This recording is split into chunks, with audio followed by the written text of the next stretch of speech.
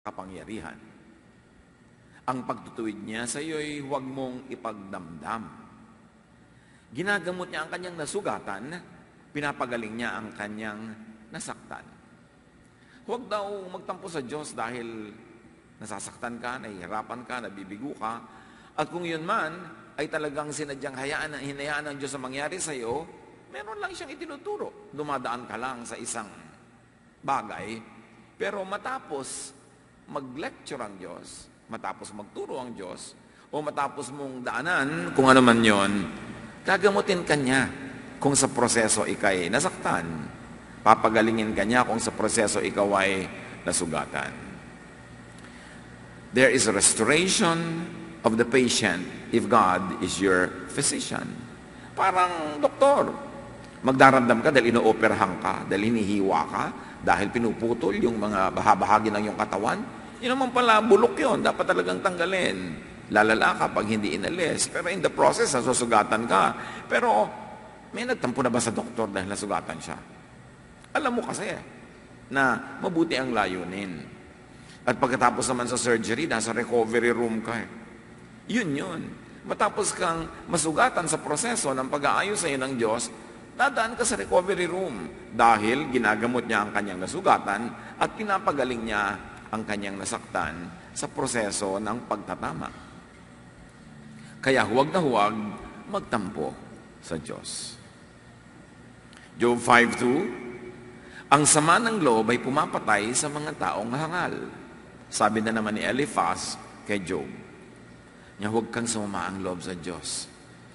Kung sa tingin mo'y masama ang iyong kalagayan ngayon, sa palagay mo ba mapapabuti ka na sumama pa ang loob mo sa Diyos? Hindi yan ang paraan para ma-improve ang iyong situation. Don't take that wrong path. Psalm 37:7, be patient and wait for the Lord to act. Maghintay. Wait for the good fruits of the Lord's actions. Kung ikaw ay nilanggas, mahapdi, masakit. Inoperahan ka, masakit. Pero hintayin mo ang magandang bunga niyan. Just survive the day so that tomorrow you will see the good fruits of the Lord's dealings with you. And very importantly, pag tayo'y nabigo at patuloy na nabibigo, nalulugi, know the natural cause or causes of your disappointment. Hindi hiwaga ang failure. Hindi hiwaga ang kabiguan. Meron niyang natural na dahilan na kung yung pag-aaralan at susuriin ay pwede bang iwasang ulitin. O kaya ay may matututunan ka mula dun sa pinag-aralan mong dahilan kung bakit ka nabigo. Pag nabigo ka, patuloy ka nabibigo, huwag laging unahin ay manisin sa Diyos. Suriin mo ang iyong sarili kung ano ang pinagmumulan ng iyong kabiguan. Because creation is ruled by natural law. Naglalakad ka, natisod, nadulas, nalaglag ka, nabalian ka ng buto, tapos sisisihin mo ang Diyos. May gravity talaga. Kaya dapat, igalang mo yung natural law na yon. Mag-ingat ka sa paglalakad. Kung ikay madadulasin, mahihiluhin, kumapit ka sa hawakan pagka ikaw ay nananaog o umaakyat. O iwasan mo ang sobrang matatarik na mga daan. Kasi may natural law. Kahit memoryado mo ang buong Bible, kahit dasal ka ng dasal, kahit palabigay ka sa mga nangangailangan, pag nadulas ka, pwede ka rin mabarug at mamatay. Hindi ka exempted doon. So ang tunay na maka-Diyos ay aalamin at igagalang ang mga batas ng kalikasan, natural law, kasi Diyos ang may gawa ng natural law. Obedience to God, submission to God, is submission to natural law. Don't ask for exception. Misyonero ka, dala ka ng dala ng salita ng Diyos sa mga kung sino-sinong malalayong tao, pero hindi ka nag-iingat sa iyong kalusugan, makakawa ka rin sa mga sakit na mga nasa paligid mo. Hindi ka exempted. Ang ginagawa ng tunay na maka-Diyos ay sumusunod sa batas ng kalikasan imbes humingi ng exception sa Diyos. Ecclesiastes 7:13, think of what God has done. If God makes something crooked, can you make it straight? The obvious answer is no. And the crookedness there doesn't really mean crooked. It means crooked sa tingin mo. Pero maitutuwid mo ba yun? Mali ba sa tingin mo na may apoy? Luto ka nga ng luto araw-araw pa. Apoy ang tumutulong sa'yo. Ang dami-daming tulong ng apoy. Pero natulog ka sa isang kwarto, sa isang hotel na walang fire escape, nagkasunog, namatay ka, huwag ka magtampo sa Diyos. Suddenly, masama ang apoy dahil lang apektuhan ka. Kaya titingnan mo, bago ka matulog sa kwarto na to, nasa ng fire escape? O may fire escape nga, baka nakalock. O hindi nga nakalock, baka may nakabara sa labas. O baka pagbukas ko ng fire escape, pagtulon ko, ay, 9th floor pala, walang hagdan. Hindi namatay naman ako sa pagkahulog. Tinitingnan mo ang natural law. Magtatampo ka sa Diyos dahil lumubog sa bangka ang iyong mga kamag-anak at nagkandalunod. Pero sinuri ba nila yung bangka kung safe? Tiningnan ba nila kung tama ang panahon, maalon ba, mahangin para sila mamangka? May natural law. Life is ruled by cause and effect. Pag may effect, may cause. Kung ayaw mo ng effect, huwag kang pumasok doon sa cause. You want to minimize yung potential na ikaw ay nasaktan sa ganitong paraan? Hindi mag-ingat na mag-ingat ka sa ganong area of your life. Galatians 6:7, kung ano ang itinanim ng tao, yun din ang kanyang aanihin. Ibig niyo pong sabihin, itinanim ng lola ko na magka-cancer siya sa katawan niya, so siya ang may kasalanan. Pero kung kinain naman niya ng kinain, yung mga nakaka-cancer, tapos hindi niya pinalakas ang kanyang katawan, kulang siya sa resistensya, tanim na rin niya yun. Paano po pag genetics? Nasa lahi nila. Merong sagot dyan at pupuntahan natin maya-maya. But the point is, lagi kang may participation sa nangyayari sa iyong buhay. Ibig niyo po sabihin, pati mga kabiguan ko sa pag-ibig na 7 sunod-sunod na, ako pa rin ang may kasalanan. Tingnan mo yung profile ng lahat ng inibig mo, siguradong pare-pareho ng biodata yun.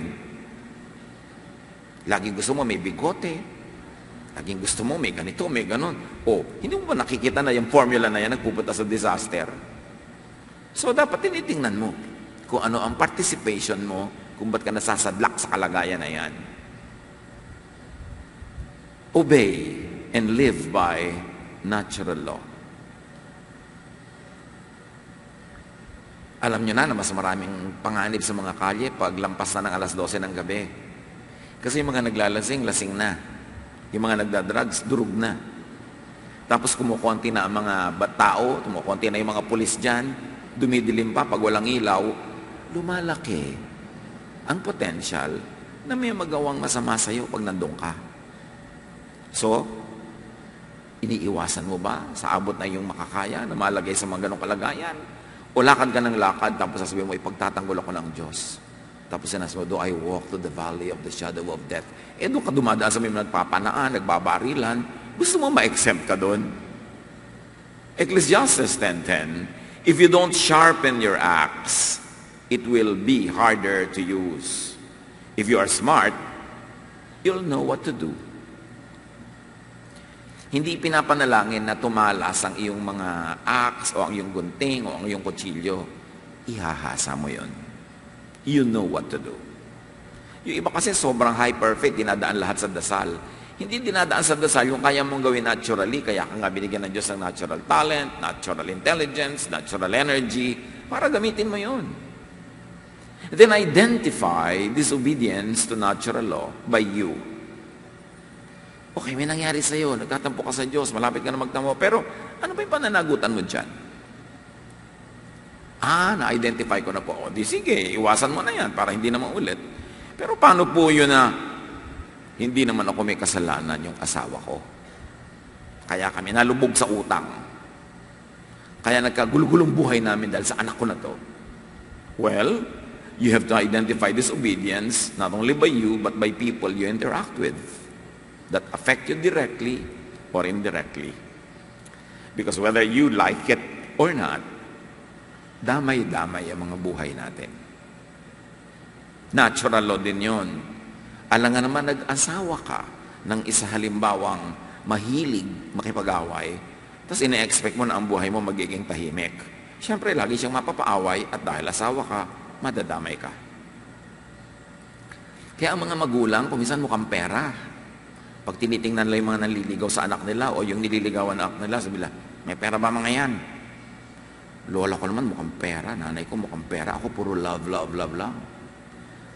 Alam nyo, yung inibig nyo, pag walang pera, yung nanay niya, pag na-ospital, kayo magbabayad nun. Pag namatay yung tiya niya na walang kapera-pera, madadamay ka, ikaw magdadala ng ataol. Hindi ka pwedeng hindi madamay sa buhay ng iyong pakakasalan o magiging partner sa buhay. Kaya yung mga matatanda na napakarami nang nakitang pagkakadamay-damay, mapili. Anak, may lupa ba yung nobyo mo? Mukhang lupa lang yata sa kukon niya ang meron niyan. Handa ka bang maghanap buhay na maghanap buhay? Na lahat ng kamag-anak niyan, kaibigan, kung may problema, kasali ka. Proverbs 10:16, if you live right, the reward is a good life. And part of living right is, if it is in your power to do so, to choose the people that will be in your world. Tapos kung ikaw, may malasakit ka sa pamilya mo, sa mga nagmamahal sa iyo, magpapakatino ka. Kasi oras na magkaroon ka ng dilubyo, damay sila. Mga anak na pasaway, ayaw pasaway sa magulang. Laging gustong nakamotorsiklo, tapos pag nagdadrive ng motorsiklo, nakatayo. At nagbabalance pa ng platito sa kamay, hindi naman sirkero, pagka na-aksidente ka at nagkabali-bali, aalagaan ka ng nanay mo. Kahit hindi siya ang nag-udyok sa iyong sumakay dyan. Nagpabaya ka sa iyong buhay, pinag-aaral ka sa konting perang meron kayo, hindi ka pa nag-aaral, nagkawindang-windang ang buhay mo, damay ang mga pamilya mo. Bukod sa dadamay sila sa hirap mo, hindi ka pa ngayon lalakas para sila ay tulungan. Mayroon tayong pananagutan sa bawat isa. At kuminsan, pilit na pilit ka magpakatino, yung mga pamilya mo, kaibigan mo, winawaldas ang buhay nila, tapos pag nangailangan, sa iyo pupunta. Yung pinagsisikapan mong ipunin, yun ang gusto nilang pitasin, yung gusto mong maipon sana para sa ibang pangangailangan, napupunta sa mga kabalbalan nila. Kaya yung mga iba, nagpapakalayo-layo sa kanilang mga kamag-anak. Kasi hindi na sila makabuelo. Konting angat nila, hinihila uli sila pabalik sa lupa. Kasi hindi inaayos ang mga buhay nila, tapos iaasa sa iba ang pag-aayos. Proverbs 14:18, ignorant people get what their foolishness deserves, but the clever are rewarded with knowledge. So kung hindi mo papatalinuhin na yung sarili, mabubuhay ka sa kahangalan, magdurusa ka. And the sad part of it is, may madaramay na magdurusa rin. Ganong karami mga anak na nagdusa dahil pabaya ang mga magulang. Gano'ng karami mga matatanda ang nagdurusa dahil ngayon ay pinapabayaan sila ng mga anak na itinaguyod nila noon. Pag meron tayong mga pagpapabaya, may madadamay. If you are not in your right place, if you are in the wrong place, then your right place will be empty. Kaya dapat ang lahat ng tao lumalagay sa lugar. Kung saan ka dapat nandun ka para maayos ang universe. Identify disobedience to natural law by the people you interact with, and when you can, cut or minimize your engagement with them. Madadamay at madadamay ka. People who always disobey natural law, kung hanggang kaya mo, iwasan mo. Kaskasero siya, lasenggo, tapos nagdadrive, tapos sasakay ka. Anong hinahanap mo? Sakit ng katawan. Iwas. Proverbs 22:5, crooks walk down a road full of thorny traps. Stay away from there. Yan daw mga hindi matitino, ang dinadaanan niya mga pinipiling landas, puro matinik, puro maraming bitag, puro maraming panganib. Huwag kang sumama. Proverbs 23:20-21, huwag kang makikisama sa mga lasenggo at sa masisiba sa pagkain, pagkat sila'y masasadlak sa kahirapan at darating ang panahong magdadamit ng basahan. Nanliligaw pa lang sa'yo, nililigawan mo pa lang, boyfriend mo pa lang, girlfriend mo pa lang, marami ng clue kung ano ang pagkatao. Marami ng clue kung saan pupunta ang kanyang buhay, so mag-isip-isip ka. Huwag kang magpabulag sa pag-ibig.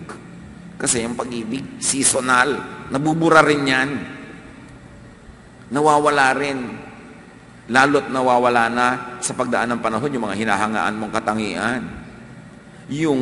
Ang girlfriend mo, 21. Tapos yung asawa mo na, forever 21. Ang IQ. Mawawala ang pag-ibig mo nun.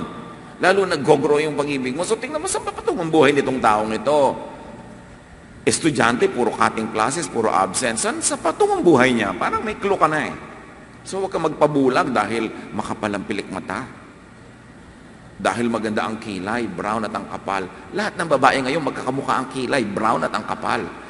Isa yata ang Himalaya ng modern technology. Lalo sa mga nagtitinda sa mga department stores. Sabi ko nga, bakit magkakamukha kayo ng kilay, iha? Mamaya pag naghilamos yun, wala na yung kilay. So na-inlove ka sa kilay, sorry ka na lang. Character ang mahalaga. If you stay engaged with such people, if you must stay engaged with them, hindi mo maiwan o hindi pwedeng iwan. Accept your fate as collateral damage. Nadamay ka talaga sa pinili mong makasama sa buhay. Tanggapin mo ang iyong palad as part of your coexisting with others who disobey natural law. Pero hindi yon kasalanan ng Diyos. Lamentations 3:28-30. When we suffer, we should sit alone in silent patience. We should bow in submission, for there may still be hope. Nagdurusa ka, magdusa ka. Manahimik ka, mag-isip, umasa, kasi meron naman talagang pwedeng asahan, kasi may Diyos. Pero nagdurusa ka, tapos papagalitan mo yung Diyos. Mumurahin mo yung Diyos. Magagalit ka sa Diyos. Anong panalo mo dyan? When disappointed, or when disappointment happens, despite your obedience to natural law, kasi may ganun, sinusunod ko naman po lahat, nag-iingat naman po ako. Hindi po talaga yung lola ko kumain ng anumang masama, pero bigla rin pong namatay. Bakit? Nadaganan po ng troso. Iba naman yun. Hindi naman pala niya ikinamatay pagkain nag-iingat siya sa pagkain. So huwag mong sisihin na nadaganan siya ng troso. Siguro pakalat-kalat siya kung saan maraming troso. Alang naman naglakad yung troso at nagpunta sa kanya para sa daganan. So meron din siyang pananagutan. But when disappointment happens despite your obedience to natural law, place it where it could belong. Consider it as possibly a trial or a testing. But this is rare. Konti lang ang dumadaan sa trial and testing. Yung mga katulad lang ni Job. Yung mga sobrang matuwid. O kaya yung inihahanda para sa isang napakalaking ministry, pwedeng dumaan yun sa trial and testing. But most of the time, huwag mo sabihin trial, I'm going through trial, I'm going through testing. Bakit? Job ka ba? Banal ka ba? Righteous ka ba? Most of the time, kasi you broke natural law. Pero pwede rin na dumadaan ka sa trial. At kung sakasakali, na may pamangilan-ngilan at paminsan-minsan sa ating dapuan ng trial and testing, James 1:2-3, mga kapatid, mag-alala kayo kapag kayo dumaranas ng iba't ibang uri ng pagsubok. Dapat ninyong malaman na nagiging matatag ang inyong pananampalataya sa pamamagitan ng mga pagsubok. So, dumadaan ka sa pagsubok dahil ipine-prepare ka pa for a greater ministry or bibigyan ka ng maraming gantimpala na may kinalaman sa pagpasa mo sa trial na ito. Why it happens? The Bible doesn't explain, but yes, there are few examples of that. Most of the time, pag sinabi mo, wala naman ako maisip na kasalanan ko, kasalanan ng mga mahal ko sa buhay, it could be a preparation for growth or for greater blessings. When you go through a trial, remember this, it's a make or break. Trials can make you to become a greater person. Trials can also break you to be a much less person because the same heat that melts the wax hardens the clay. Pag nagluluto ng palayok, yung mga gumagawa ng palayok, pag ipinasok nila sa pugon, tumitigas ang putik. Pero pag naglagay sila ng kandila sa loob ng pugon, natutunaw ito. So, laging may pugon ng buhay, magpasya ka kung ikay magiging palayok o kandila. Kung ikaw ay matutunaw o lalong titigas at lalong magiging useful. Ngayon, kung hindi naman pala trial, ginagawa mo na lahat ang tama, pero may dumarating pa rin mga kabiguan, place it where it belongs. At si Solomon naglagay ng space para dyan, kung saan siya ilalagay, tinatawag niyang time and chance. The other versions call it bad luck. Ecclesiastes 9:11. Here is something else I have learned. Sabi ng matalinong sa Solomon, the fastest runners and the greatest heroes don't always win races and battles. Wisdom, intelligence, and skill don't always make you healthy, rich, or popular. We each have our share of bad luck. Sabi ni Solomon, sa talino ko na ito at pinag-aralan ko na lahat, meron akong na-observe. Na-observehan niyo rin ba? Hindi lahat ng pinakamabilis tumakbo ang nananalo sa takbuhan at karera. Hindi lahat ng malalakas ang nananalo sa gyera. Hindi lahat ng mga matatalino at may kakayanan ang yumayaman o lumulusog o sumisikat. Sabi niya, kanya-kanya rin tayong kamalasan sa buhay. Sabi ng Tagalog version, lahat ay dinaratnan ng malas. Di po ba walang malas sa Diyos? Walang malas at swerte. Ayan na nga, nasa Bible na nga eh. Pipilitan mo pag walang malas. Sa mo narinig na walang malas? Pastor mo, sa pare, sa imam, kanino? Ayan na nga sa Bible, meron eh. Guni-guni mo lang na walang malas. Meron.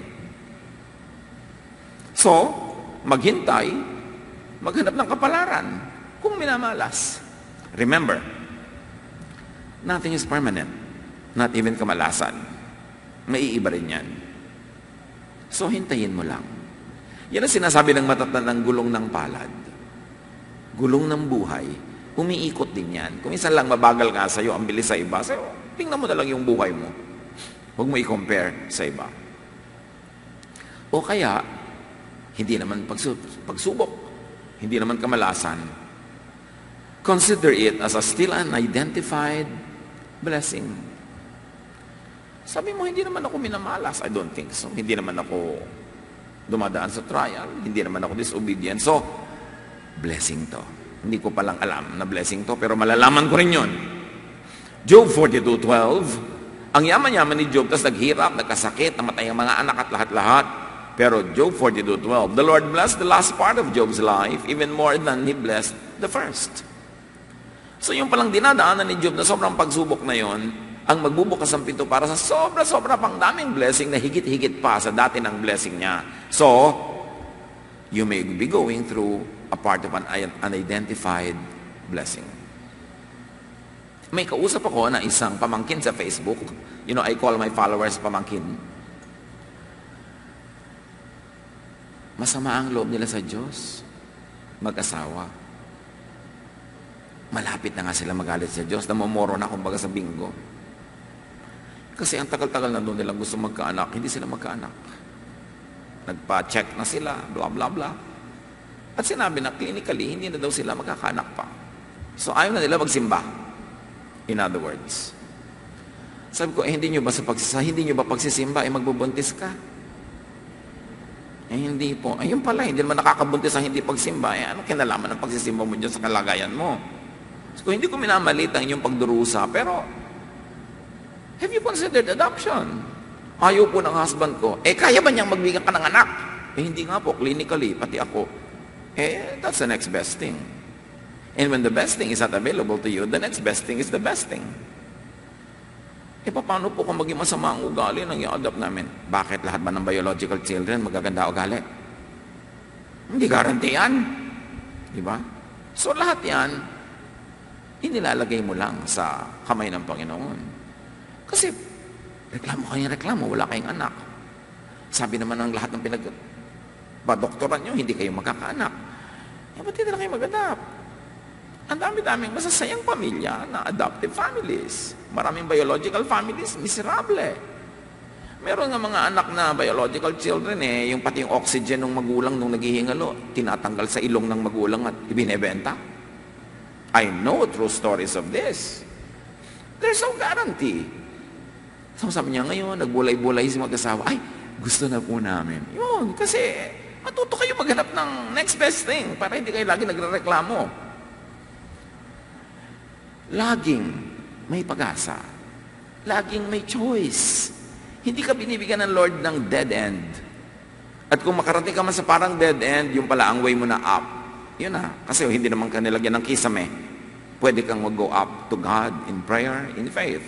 Romans 8:28. We know that God is always at work for the good of everyone who loves Him. So magtiwala. At ang atupagin mo ay mahalin mo ang Diyos, makipagmahalan ka sa Diyos, kasi yun na lang ang pag-asa mo. Magtatampo ka sa Diyos, kanino ka pupunta? Kay Satanas. Wala ka namang ibang choice. When frustrated, solve the problem. May natural law at work for you to be able to solve it. Address the issues.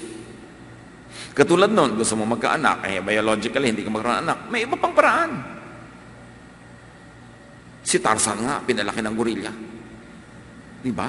So pati nga gorilla, nag-aalaga ng tao. Ba't ikaw, tao, hindi ka mag-aalaga ng tao? Marami pang iba, marami pang pwedeng gawin sa buhay. Hindi lang yun. Proverbs 14:4, where there are no oxen, there is no grain.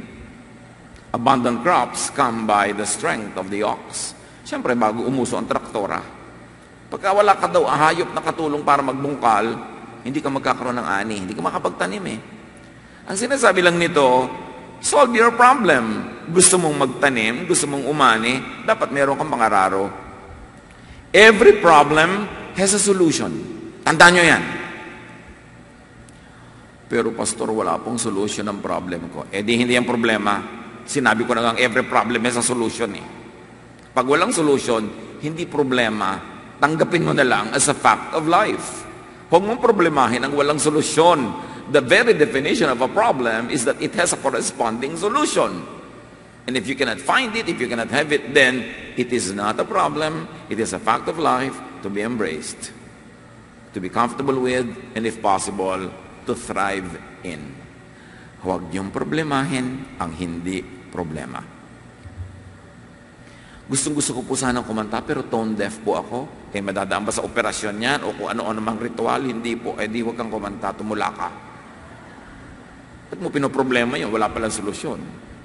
Matthew 5:25, kung may ibig magsakdal sa'yo, makipag-ayos ka agad sa kanya bago makarating sa hukuman ng iyong kaso.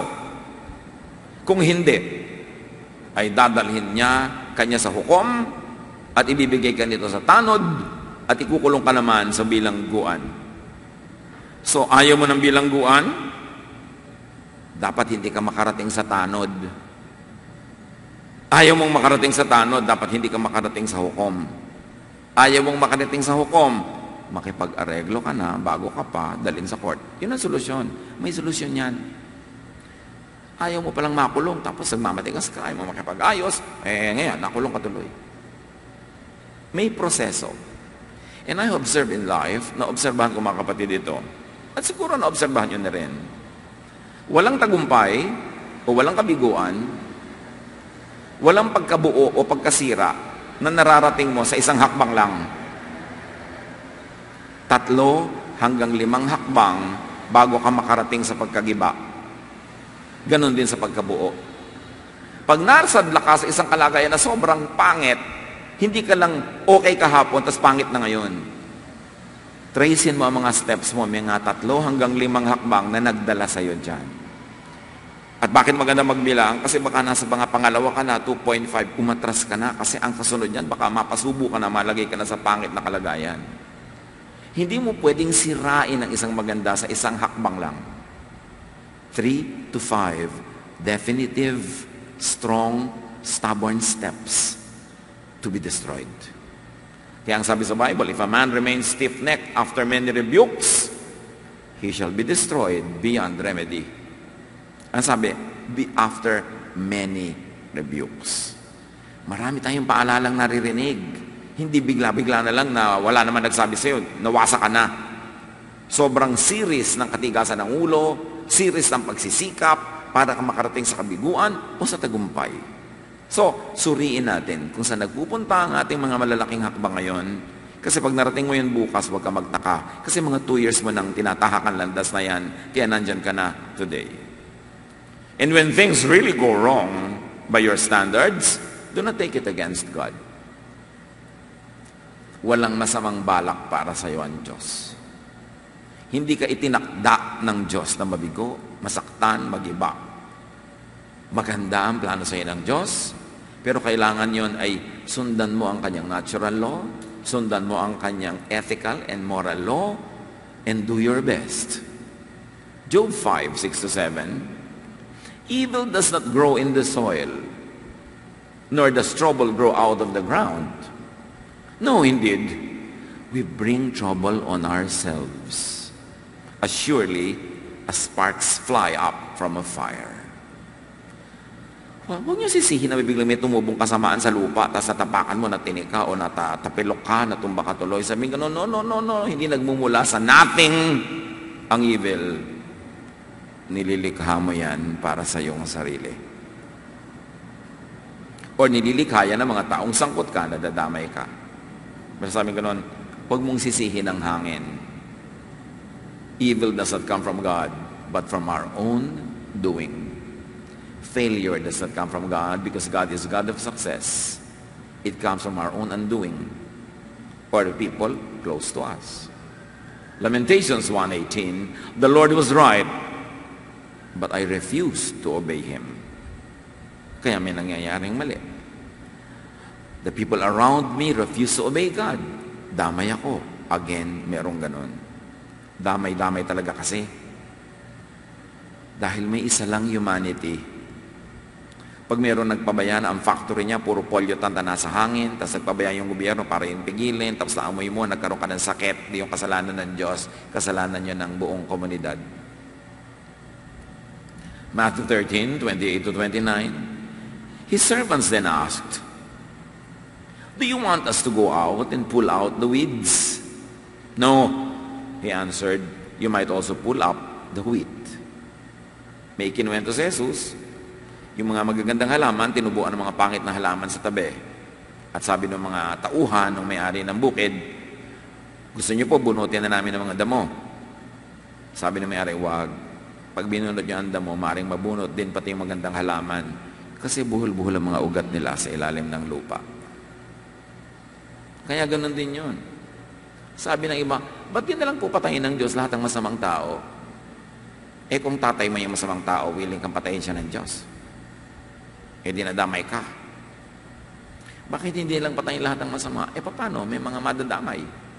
So sabi, no, may panahon para dyan.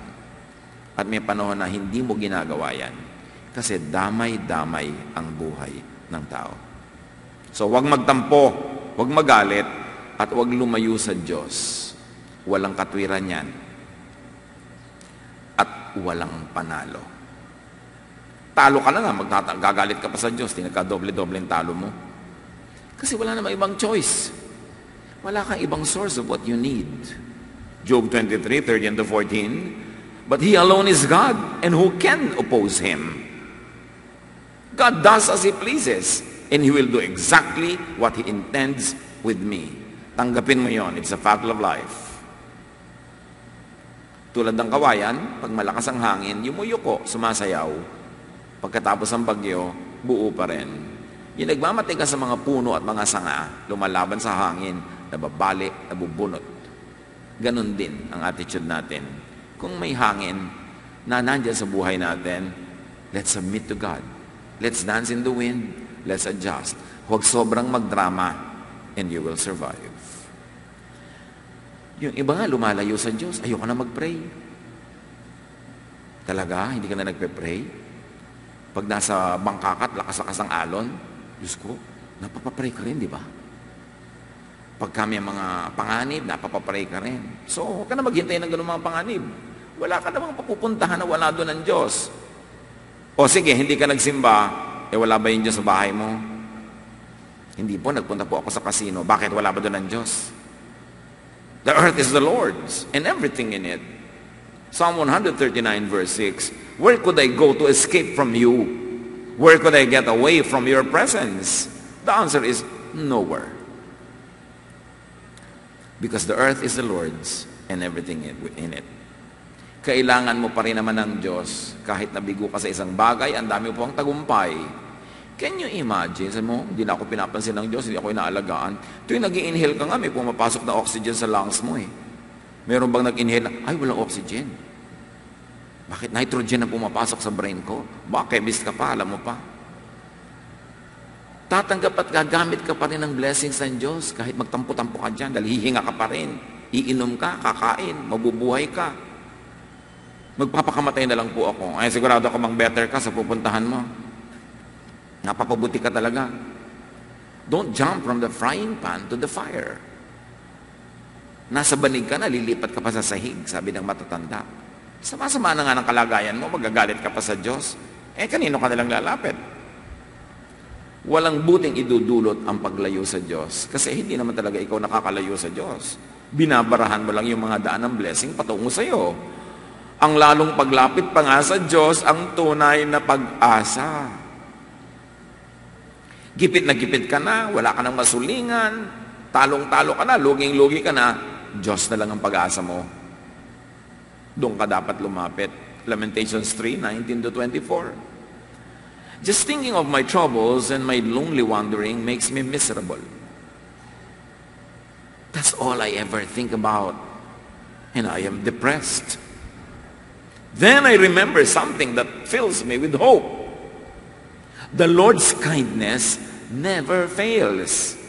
If He had not been merciful, we would have been destroyed. Yun ang aalalahanin mo pagka nagigipit, nalulungkot, nasusukol, nade-dead end, nabibigo. Alalahanin mo yung hope in God. Sabihin mo, bakit naman po kung kailan pa ako nag-Bible study, tsaka pa nalugi yung tindahan ko? Kung kailan pa ako nagbabaptize, kung pa ako nahulog sa bisikleta?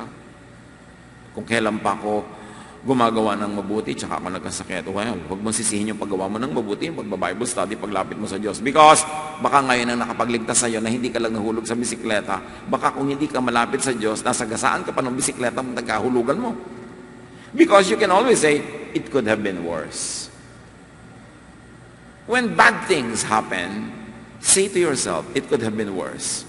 I'm sure that God's grace had limited the bad effects of this thing in my life. At huwag yung baligtarin na Diyos ang sisisihin nyo. Mula po nung nag-Bible study ako, doon pa nasunog ang tindahan. Ikaw man nasunog, hindi. Baka nga kung hindi ka malapit sa Diyos, kasama ka na barbecue doon, pasalamat ka. Huwag yung papasamain mo ang Diyos. Lagi na lang sinisisi ang Diyos. O ikaw, mula nung nag-born again ka, ayan, bumagsak ka na sa klase. Wala namang kinalaman yung paglapit ko sa Panginoon doon. Kung hindi nga po siguro ako na lumapit sa Panginoon, baka yung building ang bumagsak sa akin. Lagi nga hanapin mo kung ano yung mabuti. Because the will of God for you is what is good. But the happening of what is good is limited by your capacity to receive it. By your readiness. By your track record. Kung nakakatatlong hakbang ka na patungo sa kabiguan, tapos nabigo ka ng konti, dahil iniligtas ka ng Diyos, dapat todo-todo na yung kabiguan na yan. Huwag niyong sisisihin ng Diyos dahil wala siyang masamang binabalak laban kanino man. The Lord can always be trusted to show mercy each morning. Kaya pag nasa gabi ka, 2:00 ng madaling araw ng mga kalungkutan, antayin mo yung umaga kasi biglang naiiba ang lahat pag umaga na. Deep in my heart, I say, the Lord is all I need. I can depend on Him. Psalm 30:11. You have changed my sadness into a joyful dance. You have taken away my sorrow and surrounded me with joy. It is the Lord who will do that, not the devil.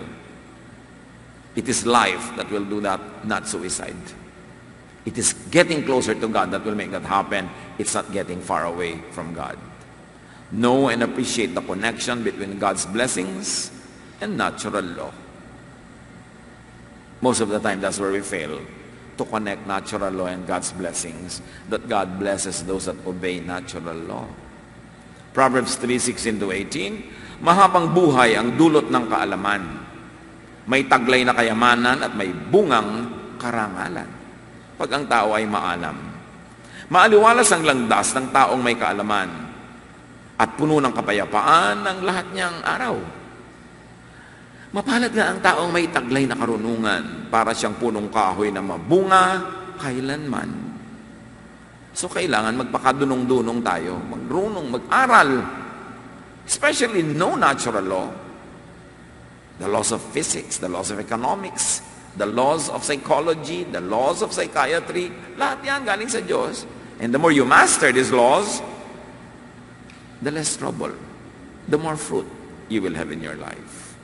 Ecclesiastes 7:14, when times are good, you should be cheerful. When times are bad, think about what it means. God makes them both to keep us from knowing what will happen next. So masaya ka, magsaya ka. Malungkot ka, suriin mo kung anong kahulugan ng lungkot na yan. Yan ba ay because you broke natural law? Because you're going to trial? You being prepared for greatness? Or this is a consequence of what you have done? Suriin mo yan. Huwag ka lang malungkot. Yung puro lungkot, na puro drama, puro sentimiento, walang mapapalayan. Pag nalungkot ka, go to the next level. Isipin mo kung ano nagpalungkot sa iyo at solvein mo yun. Para mawala na yung lungkot, o wag nang maulit. Iwasan at minimize ang pagtatampo. Hindi lang sa Diyos, sa magulang. Mga anak, huwag kayong tampo ng tampo sa magulang pag hindi kayo nabigyan ng cellphone na may lamang folding bed. Ay, meron na pala nun. Diba? Huwag kayong tampo ng tampo. Kaya nga kayo nagbuhay hanggang sa point na where you are right now dahil binuhay kayo ng magulang nyo tapos hindi na ibibigay yung gusto nyo, puro kayo tampo. At huwag kayong tampo ng tampo sa inyong asawa. Alam niyo yung tampo kung minsan ginagamit pang blackmail eh. You want something, you don't get it, dadaanin mo sa tampo para mapuwersa na siya na ibigay yun sa'yo. It is unkind.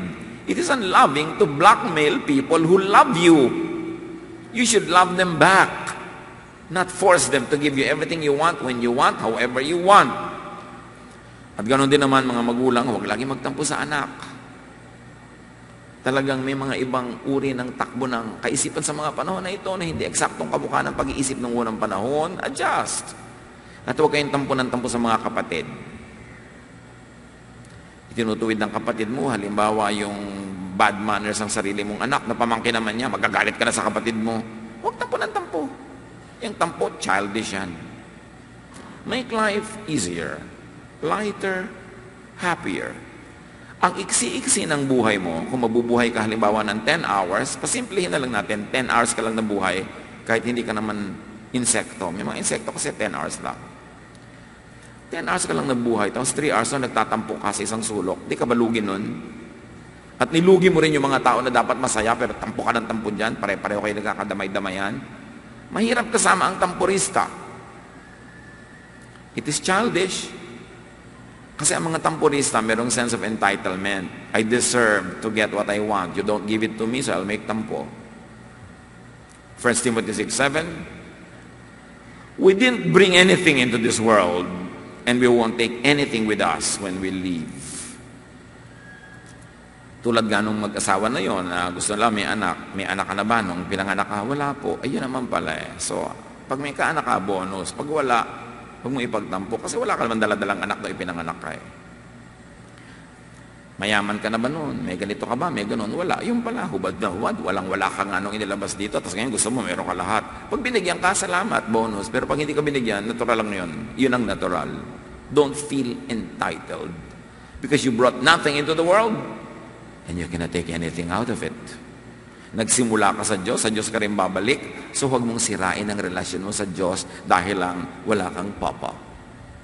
Dahil lang wala kang kotse. Dahil lang bumagsak ka sa bar. Sisirain mo ang relasyon mo sa Diyos. Sa Diyos ka galing, sa Diyos ka babalik. Yun ang relasyong alagaan mo. Kasi yun ang pinakamahalaga. You come from God alone, and you will return to God alone. Keep friends. Stay friends with God. God is the best that we ever have in our life. And especially when you're going through sorrow, through difficulty, that's when you need a better, closer, more loving relationship with God. Tigilan niyang pagtatampo. Hindi yan bagay sa matatalino. Hindi yan bagay sa mga espiritual. Hindi yan bagay sa mga anak ng Diyos na nililiwanagan ng karunungan ni Jesus. Aming Diyos, turuan niyo po kami. Suriin na aming mga sarili. Kung marami kami mga drama sa buhay at tampo kami ng tampo. And right now, O Lord, we want to surrender this ugali to you. Suriin niyo po kami. Mga kapatid, tayo yumuko sa presensya ng Panginoon dahil may mga gusto ko ipanalangin right now. Yung mga tampurista, tumayo kayo, mananalangin tayong iwaksin ng Panginoon yung ganyang ugali sa inyong buhay. Kasi mahirap yan sa inyo at mahirap sa iba. Huwag na kayong mahiya, tumayo kayo kung tampurista kayo para i-bless kayo ngayon ng Diyos. Last 3 seconds. Receive the blessing from God. Panginoon, yung mga tumatayo ngayon, inaamin yung pagiging tampurista. Hindi na namin susuriin kung saan ang galing ito, pero alam namin hindi ito galing sa inyo. So in the name of Jesus, brothers and sisters, renounce this spirit that is negative, that is not helpful, that is not loving to yourself and to others. Manalangin kayo sa Panginoon at ito ibigay nyo na sa Kanya, alisin na sa buhay at tumanggap ng pagpapala ng pusong unawain, pusong mapagpasensya at pusong maibigin. Pray to the Lord silently.